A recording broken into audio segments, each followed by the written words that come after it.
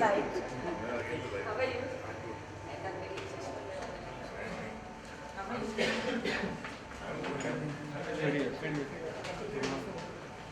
Film Festival.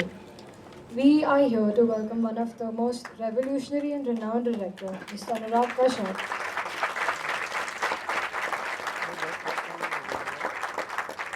I kindly request everyone to keep their cell phones on silent, please. आगे बढ़ना पड़ेगा sir और time कर लो क्या है So we have this session is basically one of the most important sessions that we have because we see a lot of people coming down here just to be a part of this session. And this is a series of a coffee table series in conversation with Ajay Brahmatma ji with renowned director, great director, Mr. Anurag Kashyap. So let's enjoy the session. Thank you so much.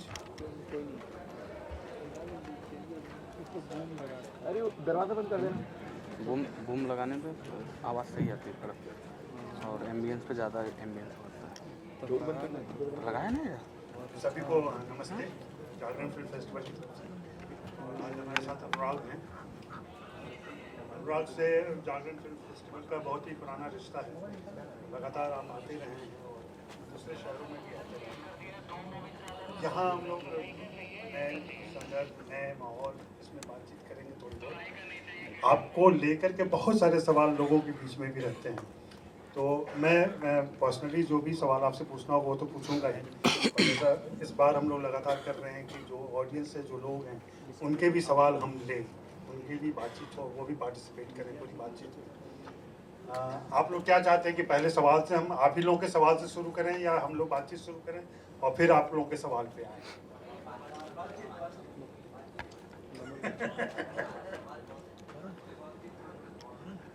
अच्छा तो चलिए सवाल तो कुछ भी पूछा जा सकता है सवाल पर कोई पाबंदी नहीं है जवाब जैसा भी मिले आपको उसके हिसाब से आप इंटरप्रिटेशन जो भी हो आप करते रहिए उसका मैं सवाल पीछे से लेना शुरू करता हूँ ठीक है हाँ अपना नाम भी बताइएगा और क्या कर रहे हैं वो भी बता देंगे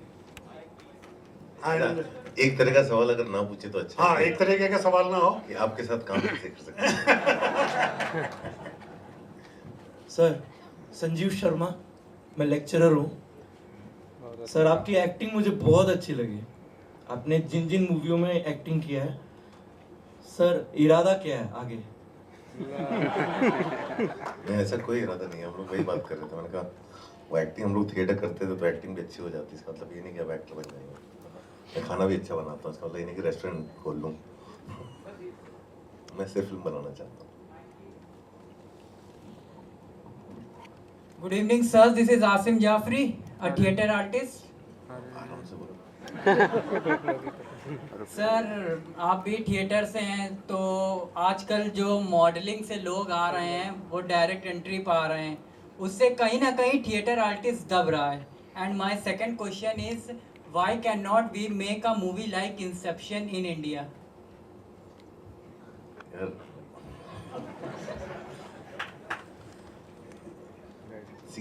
सिनेमा जो है ना एक ऐसा आर्ट फॉर्म है जो बहुत साल लगते हैं समझने में हमें मुझे खुद को समझने में समय लगा जो पेंटिंग और लिटरेचर की तरह नहीं है बहुत महंगा है उसके पैसे लगते हैं और पैसे अक्सर जो दूसरे से आते हैं सो जिस तरह का मार्केट होगा और जिस तरह की चीज़ें लोग देखने जाएंगे उस तरह की चीज़ें ज़्यादा बनेंगी तो मैं सबसे ज़्यादा ये बोलता हूँ लोगों को कि आप जिस तरह का सिनेमा देखोगे उस तरह का सिनेमा बनेगा आप जो है जिस तरह जब सिनेमा लगता है यहाँ पे कोई भी फिल्म लगी है जैसे 5 लगी है इसका सबसे कम कलेक्शन है सब पिछले हफ्ते कुछ और लगी है आप ऐसी फिल्म देखने नहीं जाओगे तो ऐसी फिल्म बनेगी नहीं और आप जैसे लोगों को चांस ही नहीं मिलेगा और मॉडल्स को ही चांस मिलेगा तो आप खुद पहले जो चीज़ देखना चाहते हो उसके लिए पैसे देना चालू करो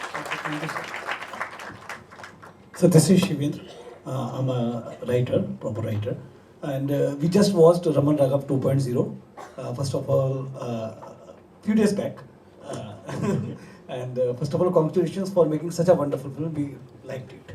And लेकिन क्या इस तरह की फिल्म दोबारा भी आपकी तरफ से देखने को मिलेगी? I don't know what I will do next. मतलब ऐसा नहीं होता वो हर फिल्म का एक स्टेट ऑफ माइंड होता है रामन राघव के भी 2 वर्जन है कि नहीं एक इंडिया के बाहर है जो साइको रामन है, एक रामन राघव, दोनों बहुत ही अलग फिल्में हैं। और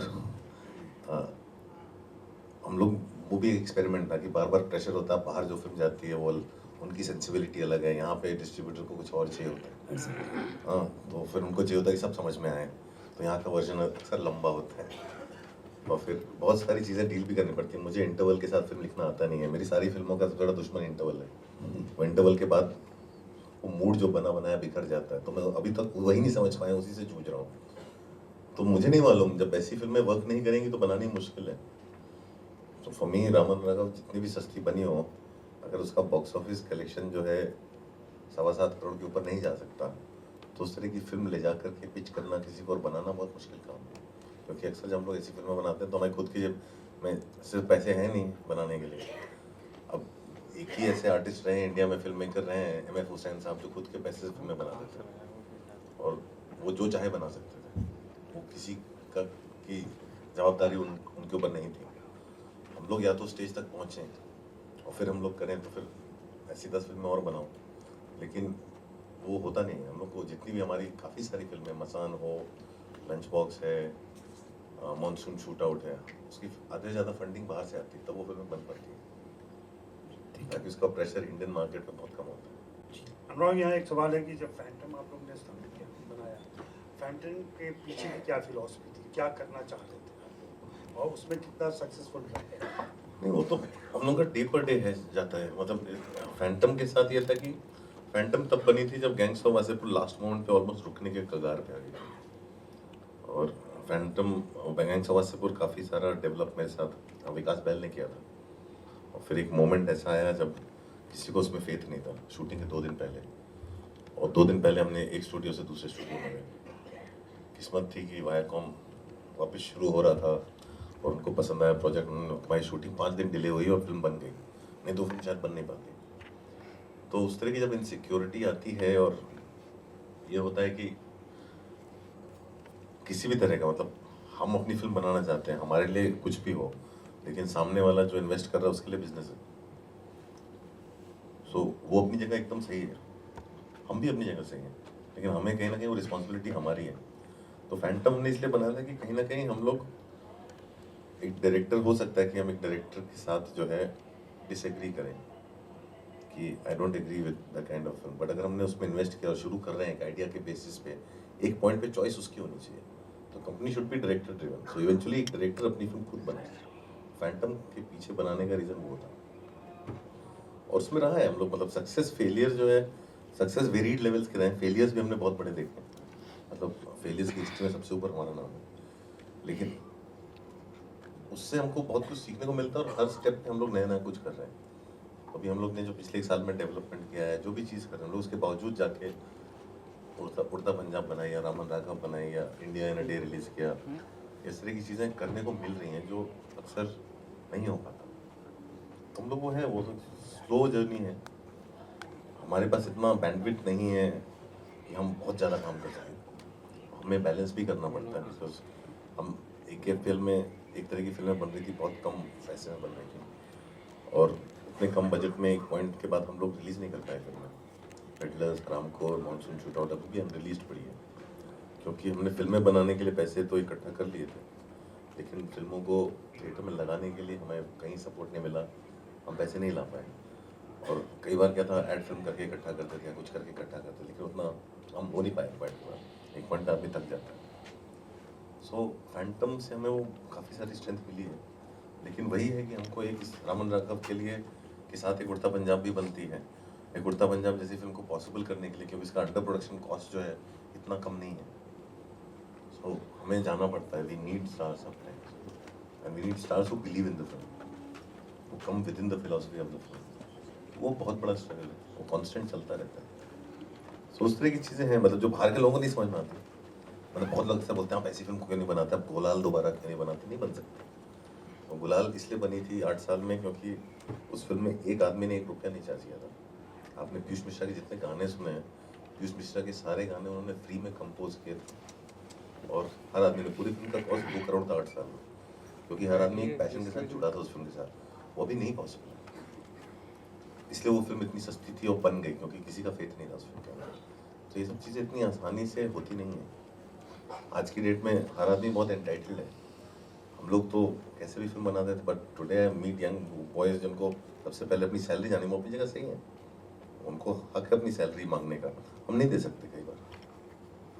तो हम लोग अपनी चॉइसेस खुद ही करते हैं। तो हम लोग ने जितनी, मैंने जो 13-14 फिल्में बनाई उसमें मुझे फीस कुछ 3 फिल्मों में मिली है, बाकी फिल्में फ्री में बनी, क्योंकि वो मेरा सोर्स ऑफ इनकम कहीं बाहर होता है। बट हम लोग ये चीज़ें लोगों को जब समझाने जाते तो नहीं होता है। हमारी फिल्में इसलिए बन पाती हैं कि उनका कॉस्ट लो है, उनका कॉस्ट लो है, और उसमें हर आदमी इसलिए नहीं आता कि मैं इतना सीखा हूँ या इतना, मतलब यहाँ बैठ के मैं एनवी नहीं कर सकता कि उस आदमी से अच्छा फिल्म मेकर हो, मुझे उससे ज़्यादा पैसे दो। उसकी फिल्म पैसे जनरेट करती, मेरी नहीं करती। जो जनरेट करता उसको मिलेगा, जो नहीं करता उसको नहीं मिलेगा। और क्योंकि वो एक्सेप्टेंस है और क्योंकि आप वो बात जानते हो, इसलिए आपकी फिल्में बनती हैं। मेरे लिए फिल्म बनाना ज़्यादा इंपॉर्टेंट है, और इसलिए हर साल मैं फिल्म बना पाता हूँ, because market finds it easier to deal with. तो people themselves become very unreasonable. आधे से लोग, ज़्यादा लोग कॉन्सेप्ट लेके घूमते रहते हैं, जब तक पैसा नहीं मिलेगा स्क्रिप्ट नहीं लिखते। मैंने पिछले 3 महीने में 5 स्क्रिप्ट खत्म कर दिए विद डायलॉग्स, और उसको लेके मैं मार्केट कर रहा हूँ, क्योंकि मुझे जाके काम करना है। So it's not about that. It's not about clever. I'm saying that's a drive I don't see in people. आपको बैठना पड़ेगा, आपको लिखना पड़ेगा, आपको जाना पड़ेगा। मेरे पास ऐसे है कि ये नहीं बनाओगे तो ये है, ये बना दो, जिसके लिए पैसे मिल जाए बना दूंगा। बट वो ड्राइव बहुत कम है, क्योंकि भी सबको बहुत ज़्यादा अवेयरनेस है सबको, और लोगों के कंपैरिजन जो है रिलेटिवली बहुत ही उनके माइंड में करेक्ट है। वो उनकी खुद की जर्नी है, खुद ही सीखेंगे। बट इन रियलिटी वो थोड़ा सा अनफेयर है, क्योंकि आप एक जगह जाते हैं, आपको एक तरह की फिल्म का एक तरह के पैसे जनरेट होते हैं, दूसरी तरह की फिल्म में दूसरे तरह के पैसे जनरेट होते हैं, इकोनॉमिक्स चेंज हो जाते हैं। हमारी जो छोटी फिल्म बनाता हूँ उसमें कम असिस्टेंट्स होते हैं, और जो बाकी मेरे पुराने असिस्टेंट्स फ्री में आगे हेल्प करते हैं। और इसलिए, और क्योंकि सस्ती फिल्में बनाता हूँ इसलिए न्यू कमर्स के साथ काम करता हूँ, क्योंकि उनके साथ सड़क पे शूट कर सकता हूँ, क्योंकि लोगों को पहचानते नहीं। मेरे न्यू कमर्स के लोगों को लगता है मेरा कोई शौक नहीं किसी को लॉन्च करने का। मेरे इकोनॉमिक फिल्म का इकोनॉमी नहीं अलाउ करता मुझे कि मैं नॉन फेसेस का काम करूँ। If I want to shoot on a road, मैं नहीं कर पाता शूट। अगर बहुत सारे जाने पहचाने लोग होंगे, भीड़ लग जाएगी, तो हम लोग नहीं शूट कर पाते। तो हम लोग नए लोगों के साथ इसलिए शूट करते हैं कि हम कहीं भी कैमरा लेके घुस जाते हैं, किसी को पता नहीं चलता, हम शूट करके निकल जाते हैं। तो हर चीज़ का एक अपना रहता है। हम लोग अभी तो इसलिए भी भीड़ लग जाती है कि भले ही एक्टर को न पहचान, तो अनुराग कश्यप को पहचान लेते हैं। मैं तो अभी बता, काम पे इन 2 चीज़ों पे ज़्यादा जोर रहता है। काम बाद में देखा जाएगा, पहले नाम और दाम मिल रहा है। ये एक नया ट्रेंड। मैं उसको, आप इसको गलत भी नहीं ठहरा सकते, वो सबका अपना एक्सपीरियंस है। मैंने बहुत पहले डिसाइड कर लिया था कि मुझे, मेरे लिए फिल्म ज़्यादा ज़रूरी है, नाम नहीं। मैं कभी झगड़ा ही नहीं हुआ मेरा। हमारी फिल्म जब भी अटकती थी नाम के ऊपर, अपना नाम नीचे कर देता था, हटा देता था। तो भी वो पैटर्न हो गया। आप किसी मेरी फिल्म का क्रेडिट देखें, मेरा नाम सबसे नीचे होता है। हर जगह अपना नाम राइटिंग में लिस्ट में सबसे नीचे डालता हूँ, प्रोड्यूसर लिस्ट में सबसे नीचे डालता हूँ। मुझे झगड़ा नहीं करना, मतलब बाकी झगड़े, तो है ना, इससे काम आसान होता है, काम जल्दी होता है। हम लोग का ऐसा एक बार हुआ था प्रॉब्लम, सबसे पहली बार ब्लैक फ्राइडे में, कि किसका नाम ऊपर आएगा किसका नीचे आएगा, और उसी पे कुछ 7-8 दिन जब डिस्कशन चल रहा था, मैंने अपना नाम एंड में डाल दिया, डायरेक्टर का। मैंने कहा आपका जहाँ डालना डालो, शर्म के मारे सबने फिर एंड में डाल दिया। तो यू नो, उससे क्या ना, आपका काम आगे निकलता नहीं, तो आप किस चीज़ के ऊपर बहस कर रहे हैं इवेंचुअली। तो छोटी छोटी चीज़ों में बहुत लोग अटके रहते हैं, और उसमें नहीं हो पाता काम। और इंडस्ट्री जिस तरीके से परसेप्शन पे चलती है, जैसे कमर्शियल फेल्योर को कई बार क्रिएटिव फेल्योर मान लेते हैं। वो जो है हमारे मार्केट की, हमारी खुद की चीज़ है, उसमें हमारा भी उतना ही हाथ है, उसमें हम कुछ नहीं कर सकते। मेरा तो, मैं मानता हूँ बॉम्बे वेलवेट का जो फेलियर है, उसमें मैं खुद बैकफुट पे था। तो जब मार्केट इतना बात कर रहा है आपकी फिल्म के बारे में, और हर आदमी आपका कॉन्स्टेंटली आपके मुंह पे आपका बजट मार रहा है, तो आप भी बैकफुट पे जाते हो। फिर आपकी लड़ाई फिल्म के बजाय वो बजट की हो जाती है। फिर आप भी बिलीव करने लगते हो हाँ ओपनिंग ज़रूरी है, आप भी बिलीव करने लगते हो वो ज़रूरी है। उसमें किसी और को गलत ठहराना मैं मुनासिब नहीं समझूंगा, मैं खुद ही गलत हूँ। क्योंकि फिल्म जब अच्छी होती है तो क्रेडिट बहुत सारे लोगों का होता है, जब कुछ भी गड़बड़ होता है तो उससे भी डायरेक्टर की गलती है। तो डायरेक्टर के पास पावर है नो बोलने की। मैंने जिन पेज को जहाँ पे नो नहीं बोला, उसकी वजह से प्रॉब्लम है। नो कहना मेरे हाथ में है, तो अगर मैं एक्सेप्ट करता रहूँगा तो फिर मैं एंड में जो एंड रिजल्ट होगा वो मेरी प्रॉब्लम है, वो किसी और की प्रॉब्लम नहीं है। सजेशन तो हर आदमी देता है। क्या सबक रहा बॉम्बे फिल्म डेट का? मैं तो भूल गया, मीडिया नहीं भूली। मतलब ये था कि हाँ अब इतना महंगा फिल्म आने पे ऐसी प्रॉब्लम है तो मैं सस्ती फिल्म बनाऊंगा। उसका रिजल्ट मेरा ये था कि मैंने अगली फिल्म 3 करोड़ में बनाई और मुझे था कि जितनी जल्दी बनाऊंगा उतनी जल्दी मेरी लास्ट फिल्म चेंज होनी बहुत जरूरी है। तो अभी मेरी लास्ट फिल्म बॉम्बे रोड नहीं है, अभी मेरी लास्ट फिल्म रामन राज है। अभी लगातार जो चीज़ डिस्कशन में है, लगातार जो कहा जा रहा है कि स्टूडियो सिस्टम फेल कर रहा है और उसमें जिन 5 फिल्मों के नाम लिए जाते हैं उसमें एक बॉम्बे वेलवेट भी रहता ही है।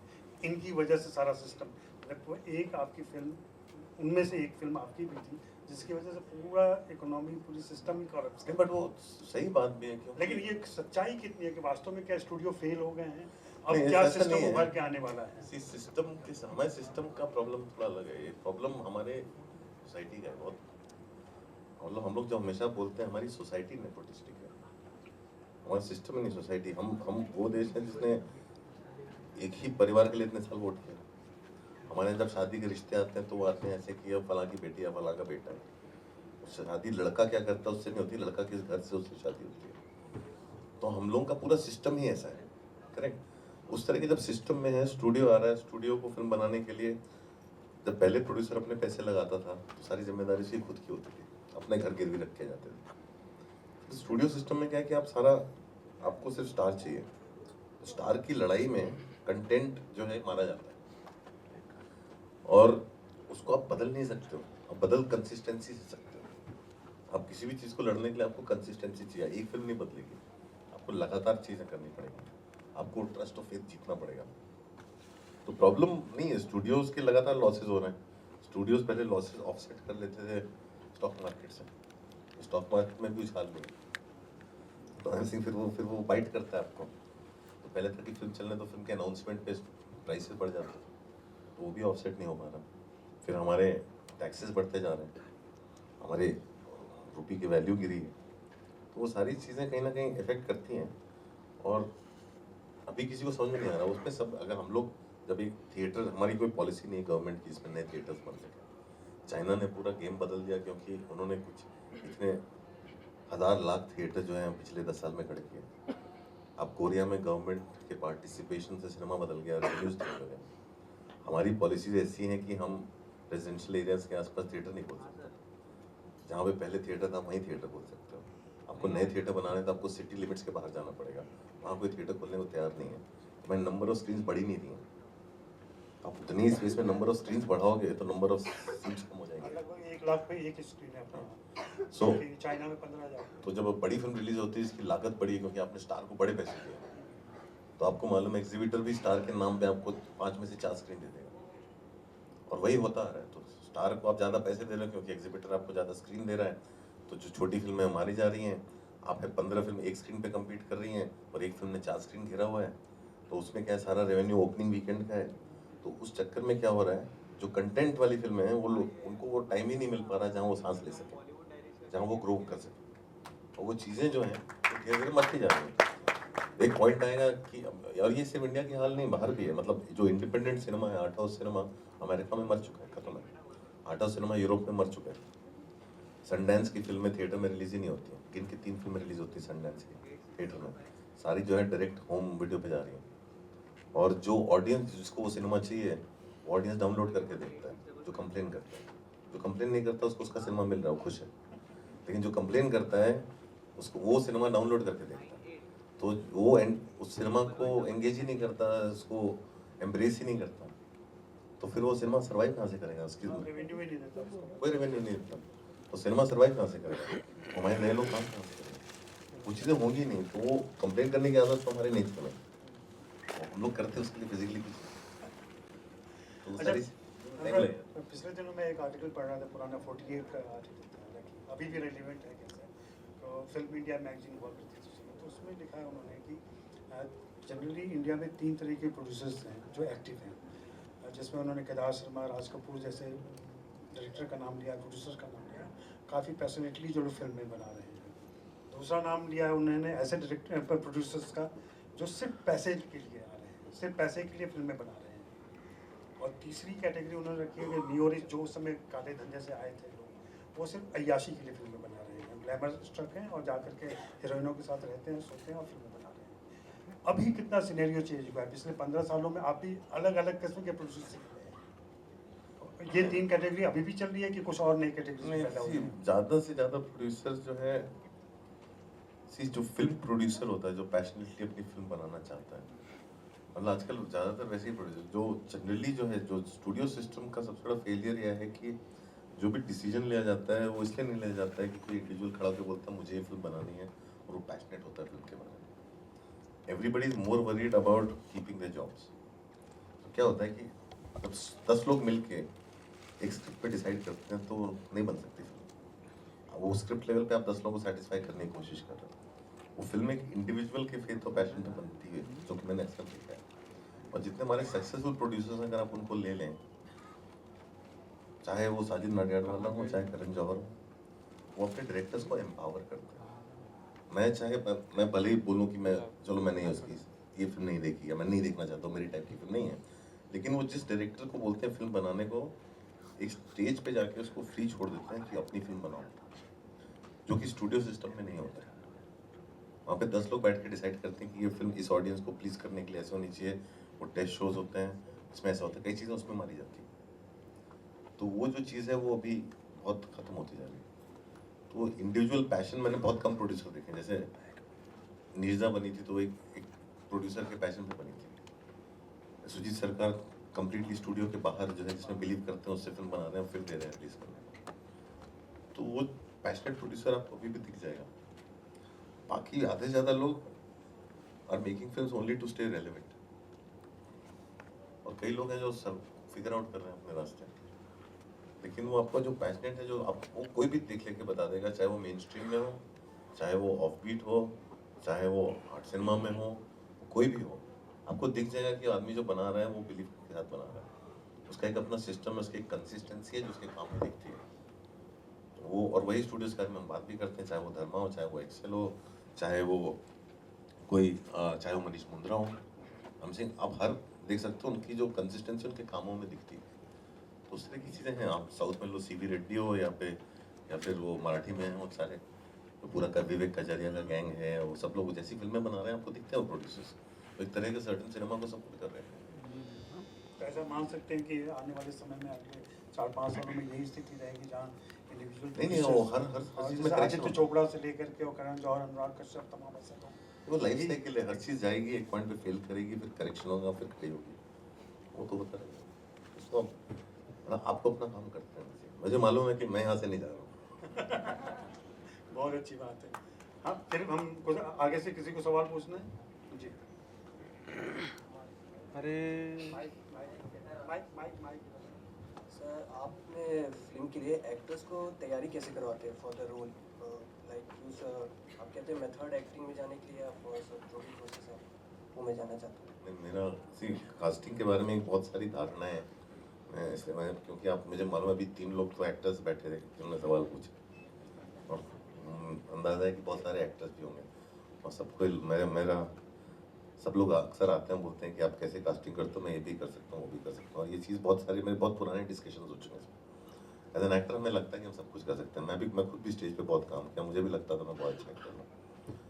और मैंने अभी तो आप लोगों ने मुझे फिल्म में एक्टिंग करते हुए देखा है। मैंने कुछ 5 फिल्में की थी एज ए लीड रोल, जो किसी ने नहीं देखी थी। हाँ, जो ये 93 की बात है। और जो इतना स्टेज करने के बाद जब अपने आप को पर्दे पे देखा, मुझे रियलाइज़ किया कि मैं बहुत ही ख़राब एक्टर हूँ पर्दे पे। और जितना मैं अपने मन में जीता हूँ मैं क्यों नहीं कर पाता हूँ, मैंने खुद ही डिसाइड किया और एक्टिंग छोड़ दी। उससे मुझे काफ़ी हेल्प मिली एक्टिंग करवाने में लोगों को, कि ऐसा क्यों है जो आप जो कर पाते हो स्क्रीन पे ट्रांसलेट नहीं कर पाते। और गलत फहमियाँ बहुत सारी दूर हो गई। हमें लगता हम बहुत कुछ कर सकते हैं। मेरी मनोज भाई जो मेरे बहुत परम मित्र हैं और मेरे बड़े भाई जैसे हैं, बहुत झगड़ा होता था हमारा उस ज़माने में। और कई झगड़े इस बात पे शुरू हुए क्योंकि शाहरुख खान दिल्ली से थिएटर से जब आए थे तो स्टार बन गए थे, और बहुत सारे लोग उनके बाद आए, वो नहीं बन पाए। तो शाहरुख दिल्ली में थिएटर में छोटे रोल करते थे, और जो ज़्यादा लोग बड़े लोग करते थे वो नहीं बड़े में स्टार बन पाए। और अक्सर इस बात पे झगड़े होते थे, और अक्सर ये बहुत पुरानी बात कह रहा हूँ। और मैं सबको सुनता था, मैं ये बात कहता था, यार आपका काम एक्टिंग करना, आपका काम, लेकिन आप जो ना अंदर से आप स्टार बनने आओ, हर आदमी कर सकता है ऐसे। लेकिन जब शाहरुख करता है तो फिर 10 लोग ताली बजाते हैं, मैं करूँगा तो लोग बोलेंगे भाई जाए यहाँ से। हम सेइंग स्टार एक अलग चीज़ होती है, एक्टिंग एक अलग चीज़ होती है। एक्टिंग में आप बन जाओ, अपने अपना काम करते रहो चुपचाप। एक्टिंग को लेकर के लोग जो अपने आप को देखने लग जाते हैं ना थर्ड पर्सन में, प्रॉब्लम वहाँ शुरू होती है। बहुत सारे एक्टर्स खत्म हुए हैं क्योंकि वो कुछ करने से पहले अपने आप ऑलरेडी उनके कंपैरिजन चालू हो गए थे, और कंपैरिजन बहुत अनरियल होते हैं। क्योंकि मैं अपने आप को ज़्यादा बेहतर एक्टर समझता हूँ, तो मुझे उससे ज़्यादा मिलना चाहिए जो उसको मिल रहा है वहाँ पे। तो उसमें कई लोग खत्म हो जाते हैं। और मैंने अक्सर देखा है कि फिल्म इंडस्ट्री के जो लड़के बड़े होते हैं वो ज़्यादा संभले हुए होते हैं। जो बाहर से एक्टर आता है वो एक फिल्म के बाद पगला जाता है, ये फैक्ट है। और ये मेरा बता रहा हूँ, 23 साल में मैंने जो बाहर से एक्टर आते हुए आपने उनका ग्रेटेस्ट परफॉर्मेंस देखा होगा पहली फिल्म में, उसके बाद देखा होगा ये क्यों फालतू रोल कर रहा है, वो डील नहीं कर पाता सक्सेस से। उसके अंदर सक्सेस और फेलियर को झेलने की, सहने की तमीज नहीं होती। और मैंने ऐसे ऐसे ज़हीन लोग देखे, बहुत समझदार लोग देखे, उनकी सारी समझ जो गायब हो जाती है जब कैमरे के फ्लैशेस चालू होते हैं। तो ये जो है प्रॉब्लम बहुत ज़्यादा है। और सबको लगता है कि क्योंकि मैं अच्छा एक्टर हूँ मेरी कास्टिंग क्यों नहीं। कास्टिंग इसलिए नहीं होती, कास्टिंग टाइप के साथ होती है। मैं एक्टर्स को ज़्यादातर रिपीट नहीं करता हूँ, मैं जो रोल लिखता हूँ उसके हिसाब से एक्टर ढूंढता हूँ। और अक्सर वो रोल के 50% एलिमेंट्स उस एक्टर में ऑलरेडी पहले से होते हैं। इसीलिए कई बार वो बोलता है कि आपकी फिल्म इतना अच्छा किया, फिर क्यों नहीं कर पाया। मैं तो उसकी कास्टिंग गलत थी। Casting is also an art. आप कितने भी बड़े एक्टर हो जाओ, अगर आपकी कास्टिंग सही नहीं है तो आप कहीं नहीं जाने वाले। तो वो रोल, वो कास्टिंग और आपका टैलेंट जब तक मेल नहीं होगा, आप कभी, आपको लगेगा ही नहीं कि आपके साथ आपको लाइफ में वो मिला जो आपको लगता है कि आप डिजर्व करते हो। तो बहुत ज़रूरी है, वो पर्सनैलिटी से और लाइफ एक्सपीरियंस से आता है। आधे से ज़्यादा लोग आजकल पढ़ते ही नहीं। जो हम लोग को लाइफ एक्सपीरियंस हम लोग को ऐसे नहीं मिलता, वो पढ़ने से मिलता है। आप लोग नाटक ही नहीं देखते, लोग थिएटर करने से भागते हैं। लोगों को कि मैं गया थिएटर करने, मेरे को बैक स्टेज करा रहे 3 महीने से, 6 महीने तो मैंने झाड़ू मारा है यार। हमने भी पोस्टर लगाए, हमने भी टिकट बेचे हैं, श्री राम सेंटर से लेके पृथ्वी थिएटर तक। तो ये सब चीज़ों से आप जितना भागोगे ना, वो वही चीज़ें आपको सिखाते हो, वो लाइफ एक्सपीरियंस से आप भागते हो। फिर आप जब जाते हो उस कैमरे के सामने, आप अंदर खाली होते हो। तो वो सारी चीज़ें होती नहीं लोगों के अंदर, तो आपको वो सब चीज़ें पहले करनी पड़ेंगी। आप जियो ज़िंदगी जो आप नहीं जी पाते हो। आजकल तो सबको, कोई लोग हिंदी में लिखते ही नहीं, पढ़ते नहीं। मैं तो अभी भी हिंदी में लिखता हूँ, उनको रोमन में ट्रांसलेट करना पड़ता है। बहुत सारी चीज़ें आपको मतलब अपने आप लाइफ एक्सपीरियंस से सीखोगे। और एक्टिंग करने के लिए बस करते रहो, वो दिख जाएगा किसी को। अगर आप अच्छे हो, आप दिख जाओगे। कोई अच्छा आदमी ऐसा नहीं है। मैं भोपाल में और कानपुर में कौन अच्छा एक्टर कौन से थिएटर ग्रुप में कर रहा है, पटना में उसके नाम मुझे मालूम है, मेरे पास लिस्ट में पहुंच जाते हैं। तो आपको मेरे ऑफिस में आने की जरूरत नहीं, मैं ढूंढ लूँगा। तो मैंने अक्सर ढूंढे। तो इसलिए बोलता हूँ आप लोग सही तरीके से काम करने शुरू करो, अपना काम करो, थिएटर करो, शॉर्ट फिल्म बनाओ। आजकल तो बहुत आसान है, शॉर्ट फिल्म बनाओ, एक अच्छा परफॉर्मेंस आपकी शॉर्ट फिल्म को वायरल कर देगा। भले ही 6 महीने लगे, चाहे 1 साल लगे। मैंने ऐसी ऐसी शॉर्ट फिल्म देखी जो 1.5 साल के बाद लोगों ने सडनली देखना शुरू किया। आपका काम पहुंच जाएगा। और बहुत जरूरी है, जो लोग असिस्टेंट बनना चाहते हैं उनके लिए भी मैं बोल सकता हूँ कि डायरेक्टर के पीछे घूमोगे कभी नौकरी नहीं मिलेगी। क्योंकि अक्सर क्या होता है कि जब आप टीम डिसाइड करते हो, तो मैं ऐसे 4-5 लोग चुनता हूँ जिनको मैं चिल्ला सकूँ। वो मेरी गाली तभी सुनेंगे जब उनको अपनी टीम चुनने का हक मिले। मैंने उनको 5 लोग दिए, इनके 5 के साथ काम करो, ये काम हुआ क्यों नहीं, तो मेरे को पलट के बोलेगा कि मैं जिस आदमी के साथ काम कर रहा था वो तो आपने दिया ही नहीं है, अब इसको मैं कैसे सुनाऊं। तो जिसको असिस्टेंट बनना, उसको सबसे पहले फिल्म में जाके एसोसिएट डायरेक्टर कौन है वो पूछना चाहिए। एसोसिएट डायरेक्टर असिस्टेंट की टीम बनाता है, कास्टिंग डायरेक्टर एक्टर्स ढूंढते हैं। डायरेक्टर के पीछे घूमने से कुछ नहीं होता है। हाँ, पूरा सिनेरियो, पूरा काम करने का तरीका क्या है जी। माइक इधर देंगे, एक एक करके। 1 मिनट, हाँ 1 minute. Hi Anurag, my name is Ali Haider. I'm a screenplay writer, I'm an actor too. सवाल ये है कि what makes you, what's that passion which makes you constant in creating these films? Normally, I met a lot of directors starting.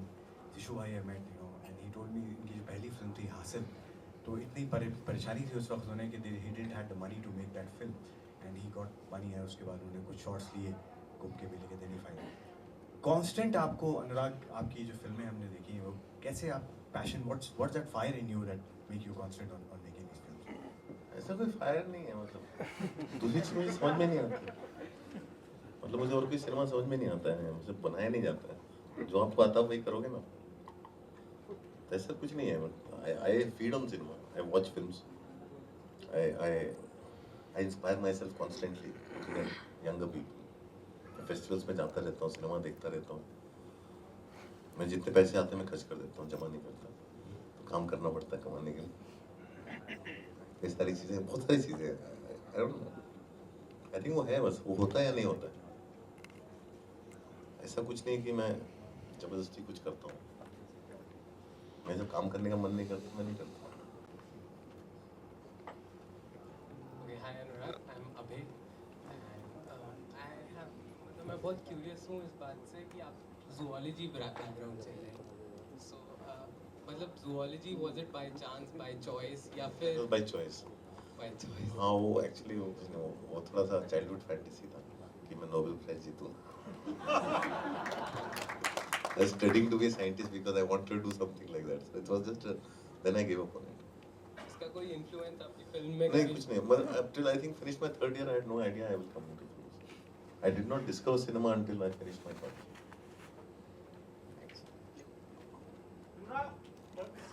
ये second यहाँ पे second row में इधर।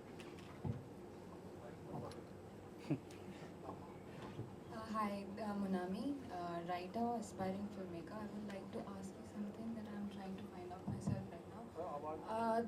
The Anurag Kashyap that started his career as a writer, how that guy used to approach people who would finance your film? How do you pitch to a financer? And the difference between that person and the person who approaches financiers now. How do you pitch now? And any mistakes that you've made? No, I do things the same way. I've been doing things the same way. Very important thing that I learned was do not depend on anyone. It's very important to do everything. If I don't have an assistant, I can do all my 80s job. I have learned every art aspect of it over a period of time. When I came into the industry, I don't know how many people here were there, I think. Only Ritu was there. I don't think anybody else knows me from that time. Yes, sir, आप नहीं हैं. I don't think anybody knows me from them. लोग सब रहते थे. I loved writing, and the film industry was largely family-owned business. There were no studios then, and outsiders were not really welcome. लेकिन मैंने लिखना कभी बंद नहीं किया. मैं लिखता था और कहीं भी लिखता था, किसी के लिए भी लिखता था, फ्री में भी लिखता था, मेरे को बस लिखने को चाहिए था. और डेली सोप्स, ये भी बताएं लिखने की क्या स्पीड होती थी? हाँ, मैं वो आज भी लिखता हूँ. अब then I used to probably write 100 pages a day. Now I can write 40. हाथ थक गया, बुढ़ा हो गया.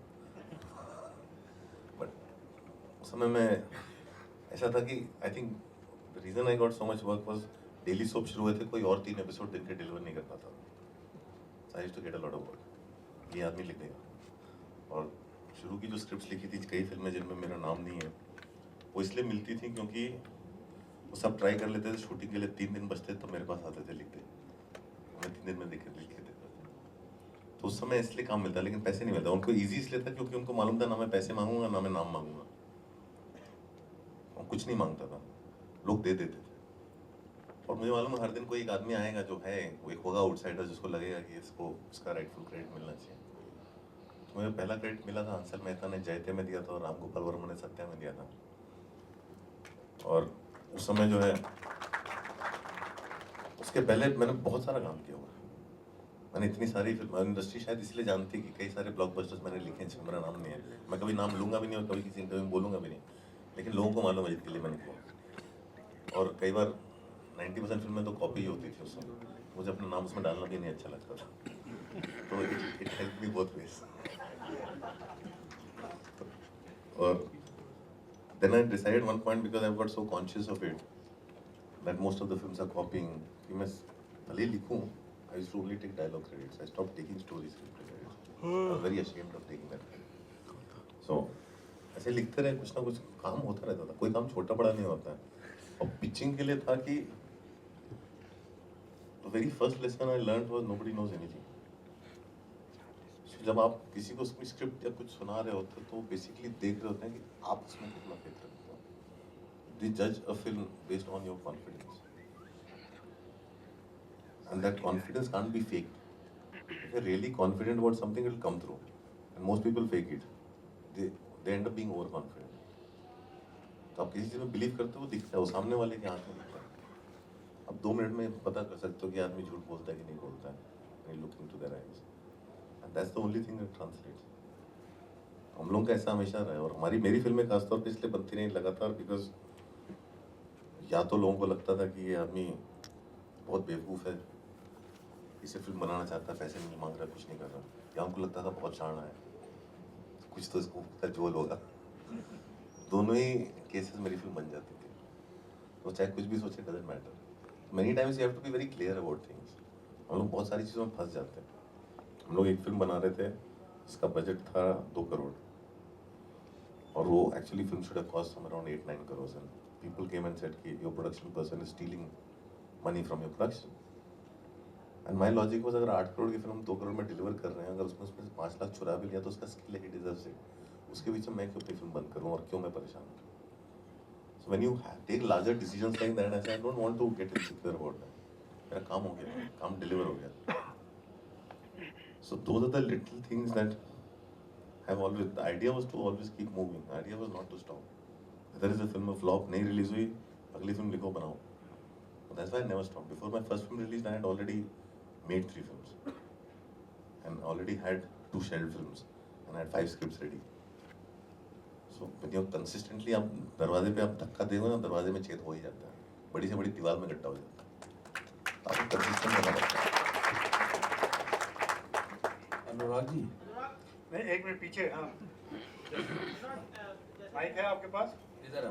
हाँ, As we all know, art has no boundaries, but there are some period of time that parties कह रहे हैं कि that Pakistani। नहीं, माइक दो भाई, उनको आवाज़ नहीं आ रही ठीक से।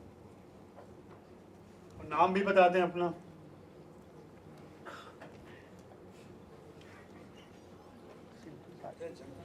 Yeah, hi Anurag, Siddharth here from Bollywood Helpline. My question is, as we all know, art is no boundaries.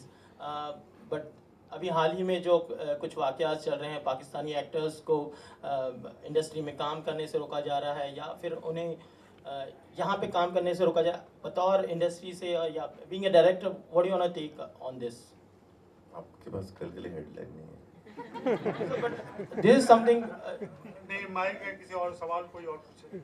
Anurag ji, आप पर्सनली क्या सोचते हैं Anurag? Is it justify enough? एक लाइन में आपको जवाब दूंगा। That will be fine. हाँ, बहुत सिंपल चीज़ है। फॉर मी, आप आर्ट जो होती है ना, वो जो आर्टिस्ट होता है, एक बहुत अच्छी चीज़ करण जौहर ने खुद कही थी कि अगर फवाद खान को आप भेजना चाहते हो ऑफिस, ठीक है, भेज दो। अगले नेक्स्ट 5 स्टेप्स बताओ क्या करोगे। अगले 5 स्टेप बताइए आप क्या करेंगे, कि उसके बाद आप क्या करना क्या चाहता है, उसके भेजने से क्या प्रॉब्लम सॉल्व होगी, उसके भेजने से नेक्स्ट स्टेप क्या लेने वाले हैं लोग, बताएं तो सही अगले 5 स्टेप क्या। बट अजय जी, एक लास्ट है प्लीज। हाँ, दूसरे को दीजिए। अनुराग जी,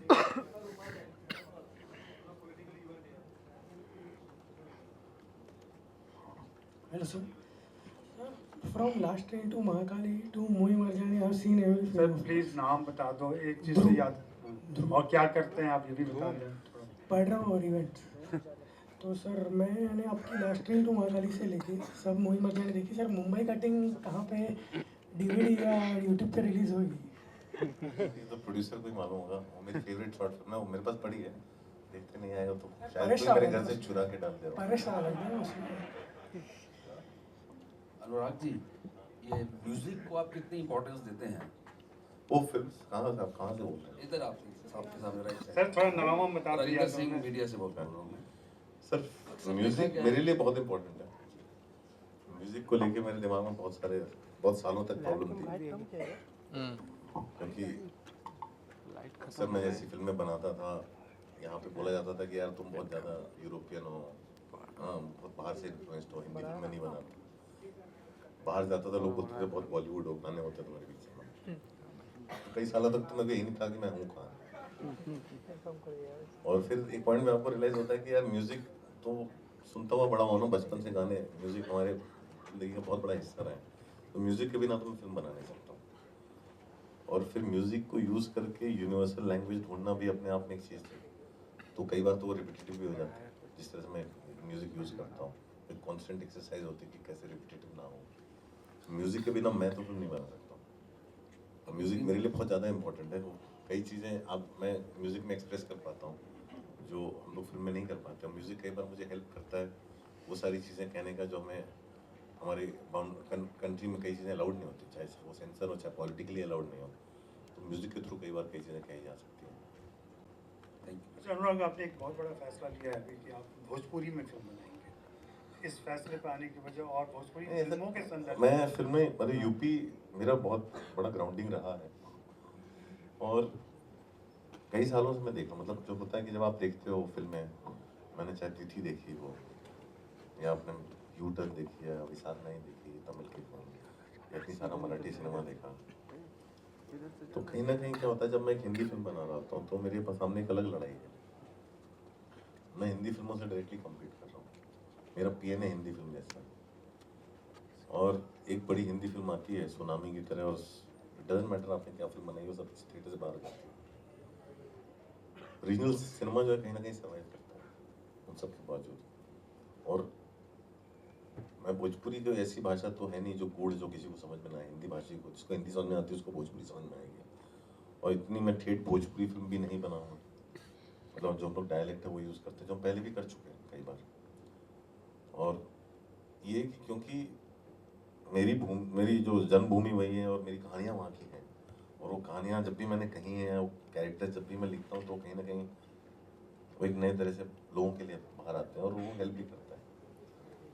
तो मेरे लिए ये है कि मैं भी थोड़ा वहाँ जाके फिल्म बनाना इसलिए चाहता हूँ। हम 2 फिल्में हमारी स्क्रिप्ट रेडी भी हो चुकी हैं। उसका रीज़न ये है कि दोनों भोजपुरी की है। हाँ, 2 स्क्रिप्ट हैं, दोनों भोजपुरी डायलेक्ट में, दोनों यूपी बेस्ड फिल्म है। और रीज़न ये है कि मैं वहाँ जाके नई चीज़ें एक्सप्लोर करना चाहता हूँ। भोजपुरी सिनेमा को जिस तरह से देखा जाता है वो बहुत ही, लोग उसको फूहड़ सिनेमा समझते हैं, लोग सोचते हैं कि बेमतलब का सिनेमा है, उसको भी हम लोग थोड़ा ऑल्टर करना चाहते हैं। और होप ये है कि कहीं ना कहीं वो ऑल्टर होगा तो सपोर्ट सिस्टम भी आएगा यूपी में, जो वो सपोर्ट सिस्टम भी आएगा तो हम लोग को कहीं ना कहीं एक वो, बिकॉज हिंदी रीजन वही रहेगा, हिंदी पढ़ने वाले भी वहीं रहेंगे, हम यहाँ पे भी हिंदी पढ़ने वाले हैं, तो वो थोड़ा सा स्ट्रांग होगा, वो थोड़ा मजबूत होगा, और उसके दम पे हम लोग खड़े होकर और भी बहुत सारी चीज़ें एक्सप्लोर कर सकते हैं। हमारा सिनेमा रूरल जाएगा, हमारा सिनेमा बहुत सारी चीज़ें वो कर पाएगा जो मैं जब तमिल में और कन्नड़ में और मराठी में देखता हूँ और जलता हूँ, वो सब कर पाऊँगा मैं। लेकिन आपकी इस विजन को अगर हम जोड़ के देखें, जो यूपी की पॉलिसी है, बिहार में अभी आने वाली है, झारखंड में आ रही है, उससे बहुत सपोर्ट मिलेगा इस तरह का सिनेमा बनाने में। मतलब इस तरह का सिनेमा बनाने में ये सारी पॉलिसी से सपोर्ट मिलेगा। और जब अभी क्या होता है कि जब आप जाते हो, पॉलिसी इसलिए आई हैं क्योंकि वो लोग इनवाइट करना चाहते हैं कि वहाँ पे सिनेमा बने। सिनेमा जो एक तरह का कल्चरल एम्बेसडर भी बनता जा रहा है, स्टेट का, कंट्री का, हर जगह का। तो जब हम इस तरह का सिनेमा बनाना चालू करेंगे तो एक सपोर्ट सिस्टम भी बनना चालू होगा स्टेट में, क्योंकि वहाँ पे इस तरह का सिनेमा शूट करने लोग आ रहे हैं, लेकिन वो ऐसा लोकल सिनेमा वहाँ पे ऐसा बन नहीं रहा है।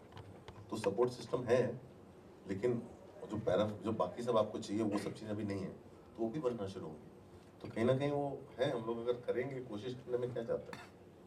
हाँ, लेकिन मुंबई से ऐसा दिख रहा है कि बहुत सारे लोग विदेशों में तो चले जाते हैं शूट करने के लिए, लेकिन बॉम्बे का मेन स्ट्रीम सिनेमा जो है, जो लोग हैं, मतलब एक सलमान खान का उदाहरण छोड़ दें अगर, जो यूपी में गए थे शूट करने के लिए, उसके अलावा पूरा बिहार, यूपी, मध्य प्रदेश में ज़्यादा इंटरेस्ट नहीं है लोगों का, और सिनेमा का सब्जेक्ट भी उधर का नहीं है। वहाँ पे मैं थोड़ा सा डिसएग्री करूँगा, क्योंकि लोगों का इंटरेस्ट ज़रूर है, वहाँ सिनेमा शूट करना इतना आसान नहीं था अभी, क्योंकि ये सब पॉलिसीज आई पिछले 2-3 सालों में, आसान हो गया।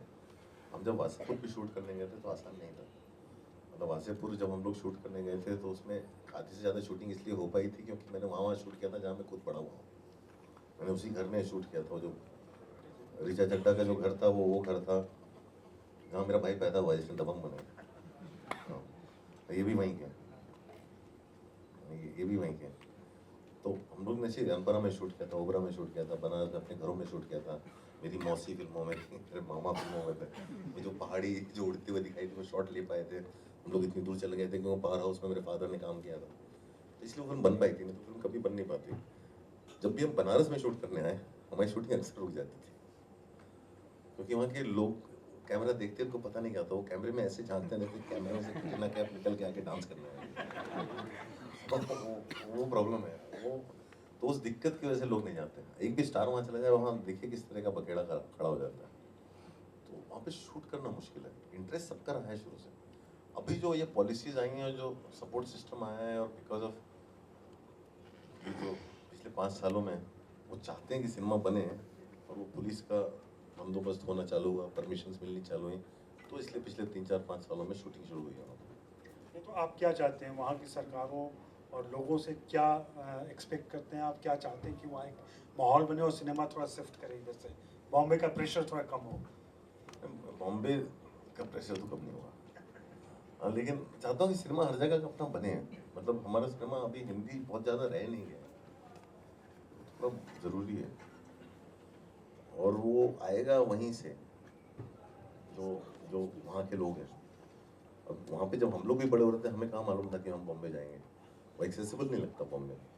तो जब वहाँ पे सिनेमा पहुँचेगा तो एक्सेसिबल हो भी जाएगा। इधर लेफ्ट साइड में जरा माइक दीजिए। हाँ, लेफ्ट में, अच्छा हाँ, ये यहाँ सामने भी एडजस्ट। आपसे निकल के आपको Okay, thanks. Hi, Anurag. I'm Major Mohammad Ali Shah. I met you a couple of years back. You remember that? No, I want to, when you cast for a film, there's some actors you said you don't take them because they're good actors. They may not. They might be very good actors. There's some actors who are like chameleons. They can fit into any character. That's what actors do. It's not true. It's not true. It's absolutely not true. Okay. I've not yet seen an actor who can fit into every character. Yeah? It is because, somehow I also think many times, and with no offense, I genuinely, and I say this is a line, I can say it here, I always say there are 3 genders, male, female and actors. Actor is the 3rd gender. Every actor thinks that he's the center of the universe, and every actor thinks he can do that. But show me an actor and tell me an actor who can do anything. Okay, From Nasir Bhai to Nana Patekar, no actor. नहीं, मैं 3 actor की बात करूँगा. बोलिए. Sir Lawrence Olivier. No. Nasiruddin Shah. I can hear him eyes closed and I can tell you he's Lawrence Olivier. Okay. Nasiruddin Shah. No. Kamal Hassan. No. Okay, these 3 are my idols. No, so it's not. See, they are great actors. Nasir Bhai is somebody I respect there. Even Kamal Hassan. Right. But they're not civilians. I'm saying that's a disillusion we should not live under. Right. Cinema is a different language. On stage, see, the difference between cinema and theatre is, in theatre, my audience is there. I need to reach out to the audience. Right. I modulate my voice, I need my speech, I need my body language to reach out. On stage, any actor can be a chameleon. Okay, like Sir Lawrence Like, Olivier. listen to me, let me say that. On screen, actors can use makeup, whatever. I will know the first entry who he is. I know from the moment the actor walks in, I know who he is. I come to see him perform. I come to see him live in a character. They don't transform. They don't physically transform. They imbibe a different character. They become that character. I've seen a lot of actors who have done that, including Sir Lawrence Olivier and all that. But they don't become another person. I'm saying they don't embody another. They imbibe things, but they don't become another person. That's something a lot of people believe. But I have seen all great actors also become great actors because their personality is so much more stronger that it dominates the screen, and that actor is difficult to become someone else. Sir please तो दूसरे लोगों का भी सवाल entertain करें. हाँ, जरा बीच में इधर पीछे पीछे पीछे.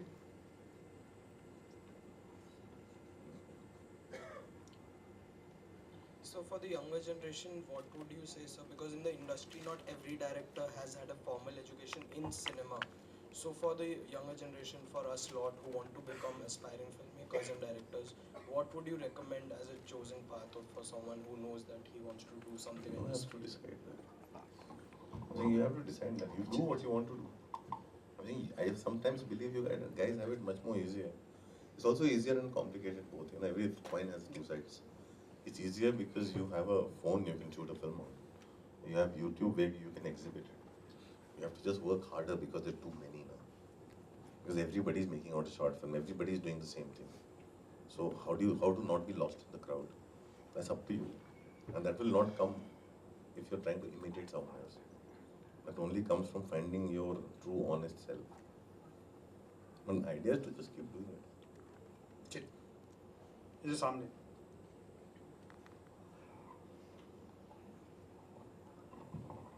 Sir, can you, sorry, Reshma, and sir, can you please explain your creative process of writing?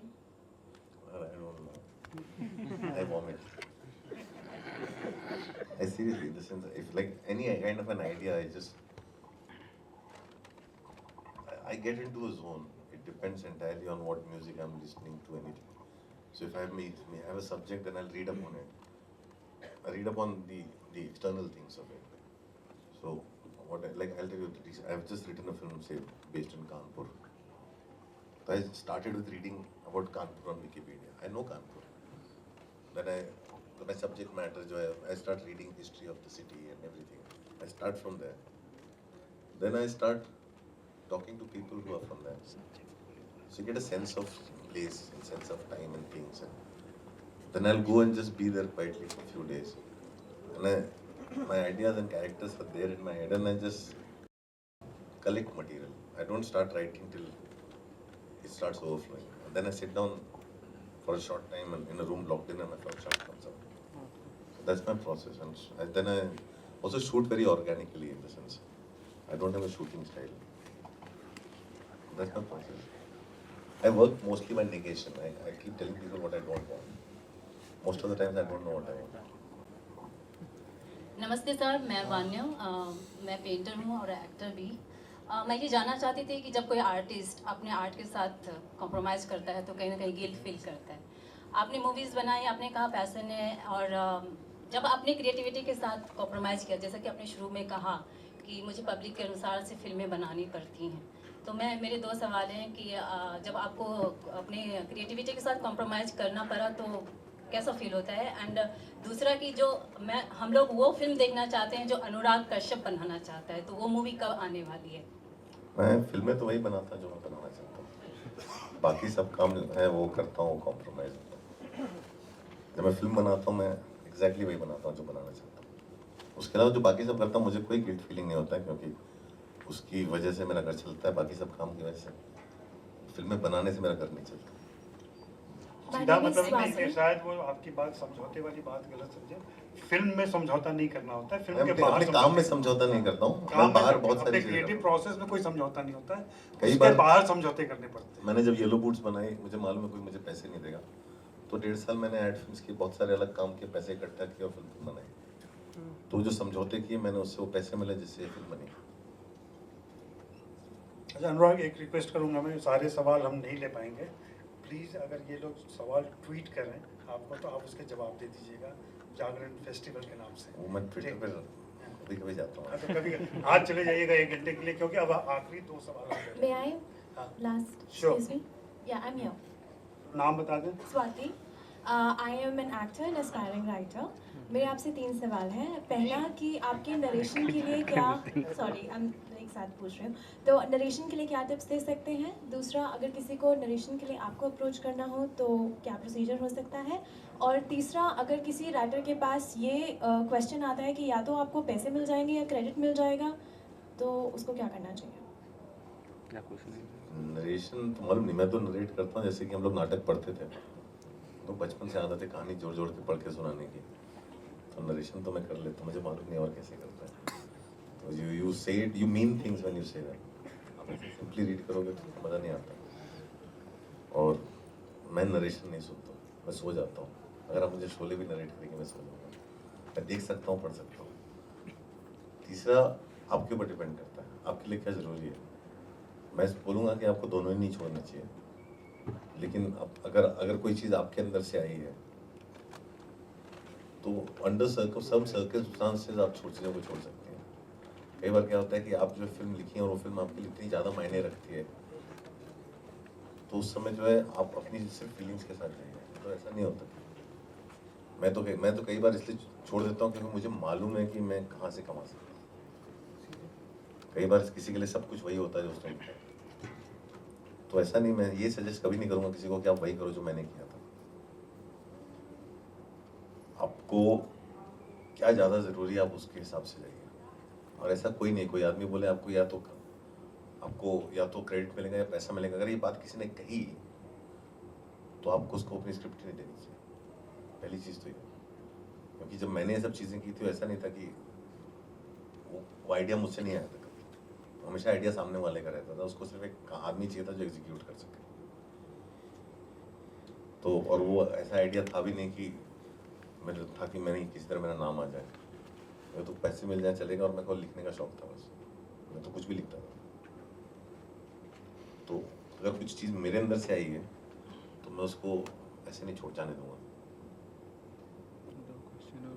और आखिरी एक दो सवालों में, जो फेस्टिवल सर्किट्स में आप घूमते हैं उसका एक्सपीरियंस कैसे आपको हेल्प करता है? दूसरा इंडियन फिल्मों का आपने जो एक नया मार्केट बन के आ रहा है विदेशों में, जैसे पास्ट यहाँ भले ही ना चली हो लेकिन फ्रांस में 3 महीने से चल रही है, स्पेन में फिर से रिलीज़ की गई, मैक्सिको में फिर से रिलीज़ की 8 करोड़ का बिजनेस है। जी, इनके बारे में थोड़ा सा अगर बताएं। नहीं, ये इसलिए ये मैंने शुरू इसलिए किया था क्योंकि हम फिल्में बना रहा था इंडिया में रिलीज़ नहीं हो रही थी, तो डिस्ट्रीब्यूटर अक्सर ये बोलते थे कि यार तुम मैं फिल्में कोई देखना नहीं चाहता। और मैंने जब यूनिवर्सिटीज़ में बाहर 1-2 बार इनविटेशन पे फिल्म दिखाई या ब्लैक फ्राइडे लोकार्नो गई, तो मैंने कहा वहाँ का ऑडियंस देख भी रही है, उनको पसंद भी आ रहा है, तो मैं बोलता था आप ओवरसीज़ क्यों नहीं फिल्म भेजते हैं? मैंने कहा मैं कोई फिल्म देखना ही नहीं चाहता, ओवरसीज़ कहाँ चलेगी।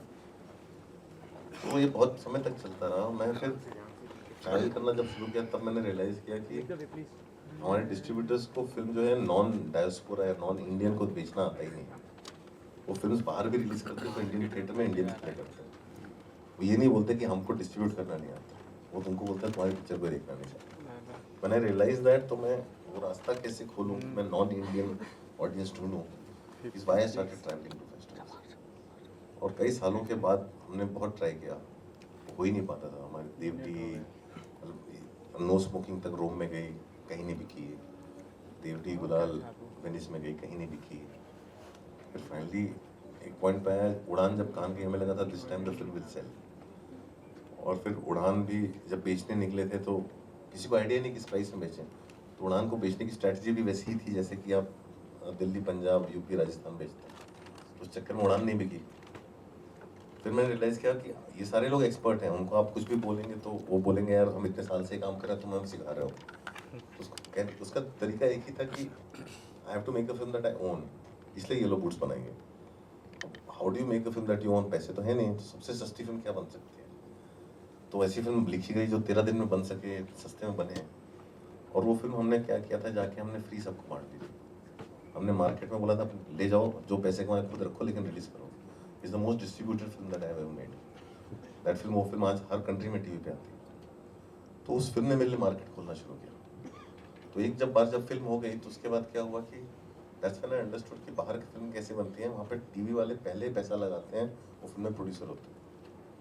फिर गुनीत मोंगा और रितेश बत्रा, वो दोहा फिल्म इंस्टीट्यूट में थे, वो सब लोग भी आए। फिर हम लोग ने जो है फिल्में सबमिट करना शुरू की फिल्म मार्केट्स में। फिल्म बाज़ार होता है यहाँ गोवा में, फिल्म बाज़ार से शुरू हुआ। नीना लत गुप्ता ने बहुत बड़ी हेल्प की।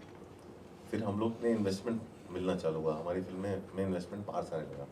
तो आटे ने इन्वेस्ट किया, कभी किसी ने इन्वेस्ट किया।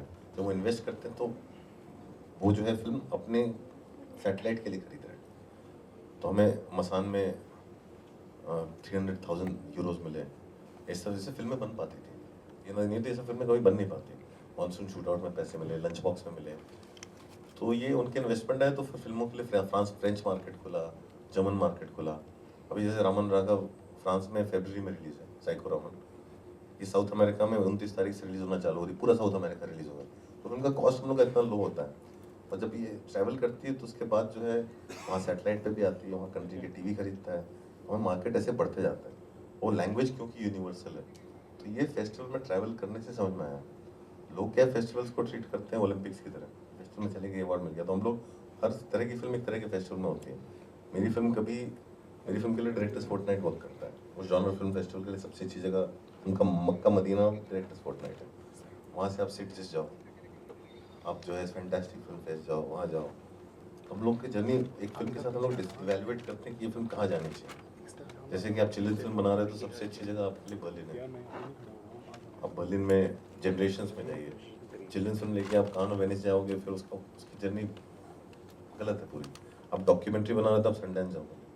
या फिर कहीं और जाऊँ, तो डिपेंड करता है कौन सी फिल्म बना रहा है। उसके लिए आपको बैठ के बाकायदा कौन से फेस्टिवल में कैसी फिल्म ब्रेकआउट करती, कहाँ जाती है, सब स्टडी करना पड़ता है, जो कोई करता नहीं है। यहाँ पे लोग हवा में किसी भी फेस्टिवल में जाते हैं, तो वो मैं समझा के थक गया हूँ, अभी मैं चुप हो गया हूँ, तो वो लोगों को समझ में नहीं आता नहीं में। तो फिल्म फेस्टिवल में जाने का रीज़न ये है कि मैं अपनी सर्वाइवल के लिए फिल्म फेस्टिवल में जाता हूँ। मेरी फिल्म जब ट्रैवल करती है, मैं नॉन स्टार कास्ट फिल्म के लिए मैं वासेपुर किसी को पता नहीं चलती बन रही है, अगर वो कान नहीं जाती तो इंडिया में भी उससे पता चला, बाहर भी पता चला, उसकी जर्नी अभी तक चल रही है। वो फिल्म अभी रिलीज होती है, लंच बॉक्स हर कंट्री में रिलीज हुई है। तो ये सारी चीज़ें जो है फेस्टिवल, और कौन से करेक्ट फेस्टिवल से जाएंगी तभी निकलेंगे। तो हम लोग, मैं पहले से बैठ के वैल्यूएट करता हूँ कि इसको कहाँ भेजना चाहिए, कैसे जाना चाहिए। हम बहुत सारे फिल्म मेकर्स के साथ हम लोग करते हैं। फेस्टिवल जाने का रीज़न वो है, कोई रीज़न नहीं है। मतलब हमारा खुद का सर्वाइवल है, खुद का सर्वाइवल, खुद का मार्केट एक्सपेंड करना, और उसकी वजह से बहुत काम भी आता है बाहर से। तो 2017 में हम क्या देखने जा रहे हैं? अभी हम लोग क्या काफ़ी काम हो रहा है, डेवलपमेंट हो रहा है, तो सारी नहीं, फैंटम का नहीं पूछ रहा हूँ मैं, अनुराग कश्यप का पूछ रहा हूँ। मैं तो 3 फिल्में लिख के रखी अभी तक, देखें क्या बनती है। शुक्रिया और धन्यवाद आप सभी का भी शुक्रिया कि बहुत शुक्रिया आपने पार्टिसिपेट किया। Thank you. अच्छी बात है, बस हो गया, इसके बाद कुछ नहीं मिलने वाला है। 1 to